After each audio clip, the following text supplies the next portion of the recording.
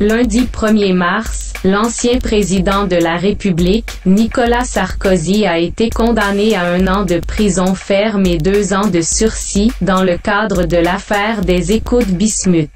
Le jugement a été rendu lundi en début d'après-midi, au tribunal judiciaire de Paris.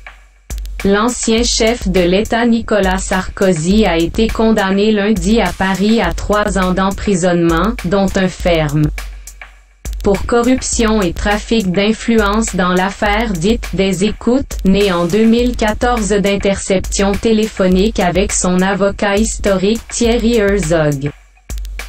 Nicolas Sarkozy devient ainsi le 2e ancien président condamné sous la Ve République, après Jacques Chirac en 2011 dans l'affaire des emplois fictifs de la ville de Paris.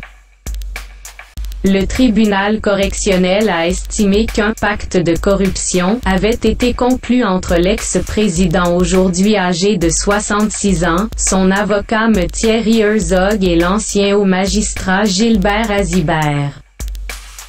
Également condamné à 3 ans de prison dont un ferme.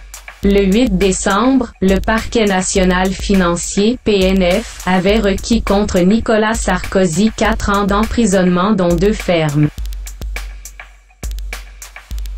en estimant que l'image présidentielle avait été abîmée par cette affaire aux effets dévastateurs.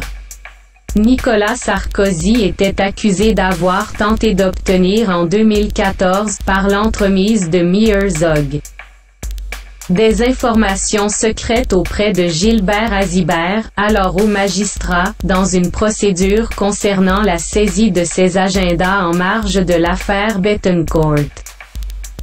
Des informations qui devaient être délivrées par le magistrat en échange d'un coup de pouce pour un poste de prestige à Monaco. Devant le tribunal, ses avocats avaient fait valoir qu'in fine, Nicolas Sarkozy n'avait pas eu gain de cause devant la Cour de cassation et que Gilbert Azibert n'avait jamais eu de poste à Monaco, selon la loi.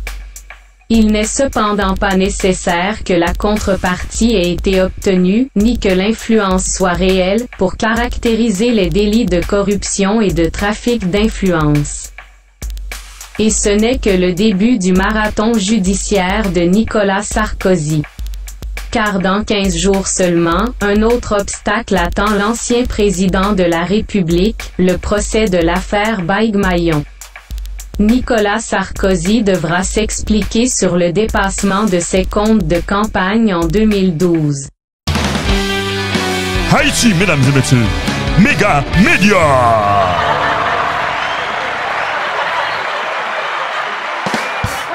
On a les droits.